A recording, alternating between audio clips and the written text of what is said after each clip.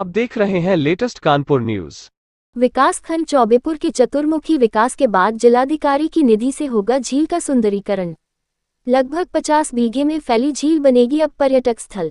Block प्रमुख राजेश शुक्ला की मेहनत लाए रंग। कुछ माह पूर्व जिला अधिकारी जितेंद्र प्रताप सिंह को लेकर दिखाई थी झील। झील में लाए जाएंगे विदेशी पक्षी, लोगों का बनेंगे आकर्षण का केंद्र। झील के चारों ओर बनेगा कच्चा मार्ग और होगा बृहद वृक्षारोपण। लाखों की लागत से होगा झील का सुंदरीकरण।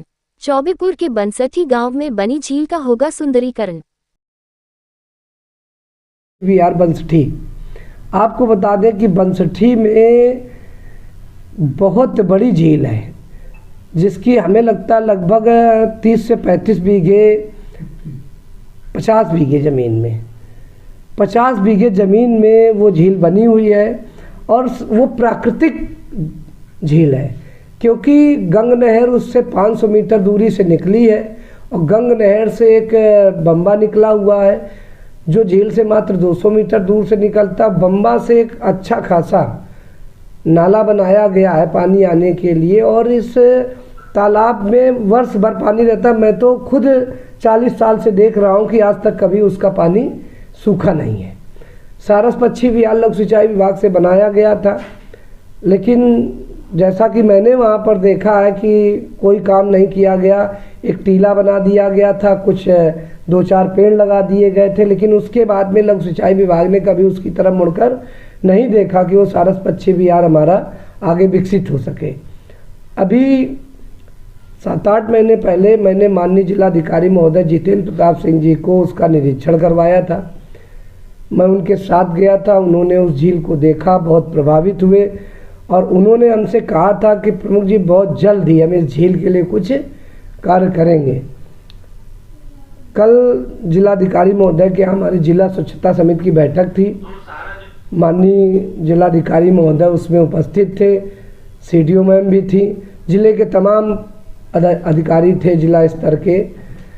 मैंने फिर से वही बात रखी और जब तक मैं अपनी बात पूरी करूं तब तक जिलाधिकारी महोदय ने खुद कह दिया कि एक झील कहीं और की थी, एक झील हमारे यहाँ की थी। बोले इन दोनों झीलों का सुंदरीकरण होना है और माननीय प्रमुख जी आप अपने हिसाब से बना लीजिए। और लगभग 20 लाख रुपए की राशि उन्होंने झील को देने के लिए हमसे कही। एक अधिकारी को निर्देशित किया कि प्रमुख जी से मिलिए आप और वहाँ का जो ढांचा है उसमें आप नक्शा बनाइए, किस तरह से काम होगा। हमारे निर्देशन में उन्होंने कहा कि इस काम को किया जाए। मैं अपने जिलाधिकारी महोदय को बहुत बहुत धन्यवाद देता हूँ।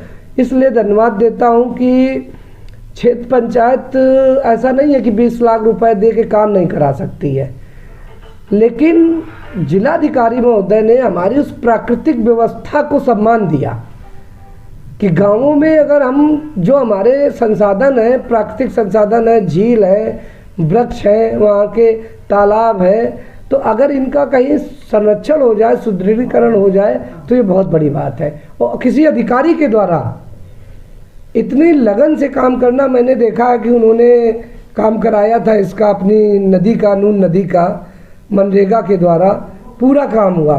और मैंने देखा कि वहाँ पर एक गोष्ठी चल रही थी कि 63 नाले गिरते गंगा में, जिसमें से 53 नाले अपने ग्रामीण क्षेत्र के हैं। इन सब पे मनरेगा के द्वारा और प्रदेश सरकार के द्वारा एक ऐसा सिस्टम लगाया जाएगा कि गंगा में कोई भी कीचड़ न जाए, सुंदर पानी, बरसात का स्वच्छ पानी प्राकृतिक रूप से जाए।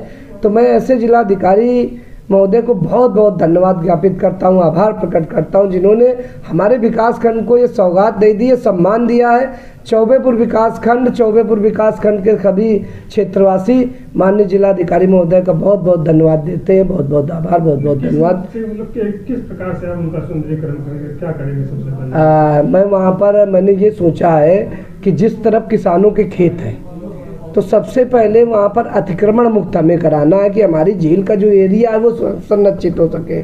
तो हम एक तरफ पहले एक कच्चा खुदाई करके 40 फीट चौड़ा रास्ता ले जाएंगे, चाहे वो 1 किलोमीटर जाए या आधा किलोमीटर जाए, वो तो नापने पे पता चलेगा। उसके बाद में उस पर कुछ पाथवे पक्का बनाएंगे।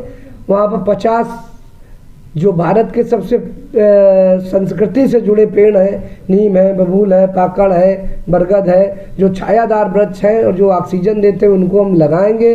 कुछ फूलों के पौधे लगाएंगे जिससे हमारी झील सुंदर दिखे।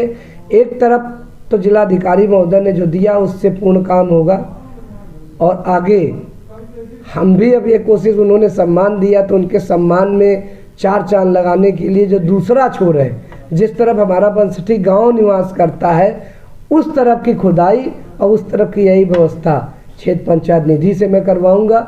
उसमें भी उसमें 15 से 20 लाख रुपए दूंगा, ताकि हमारी झील जो है, झील में विदेशों के भी पक्षी रहा करते थे, क्या आगे चल के इस प्रकार की कोई योजना है आपकी? मैंने अपने आँखों से देखा है कि उस झील में ही नहीं, जो हमारे यहाँ गुलरिया तालाब है उसमें भी समन पक्षी आता था, और तमाम रंग बिरंगे पक्षी ऐसे आते थे जो विदेशों के हो सकते हैं और होंगे भी।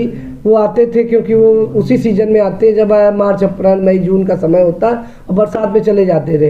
इसका मतलब है जो हमारा ब्रह्मावर्त क्षेत्र है, ये उस समय भी पानी पिलाता है पक्षियों को जिस समय पूरी दुनिया नहीं पिला पाती है। ये एक प्राकृतिक वरदान है, और इस प्राकृतिक वरदान को संरक्षित करने के लिए जिलाधिकारी महोदय, मैं दृढ़ प्रतिज्ञ हूँ, उस झील को संरक्षित करके, और ज़्यादा समय भी नहीं लगेगा, 3 महीने के अंदर वो झील संरक्षित करूंगा, अपने द्वारा भी और जिलाधिकारी महोदय के द्वारा भी। धन्यवाद।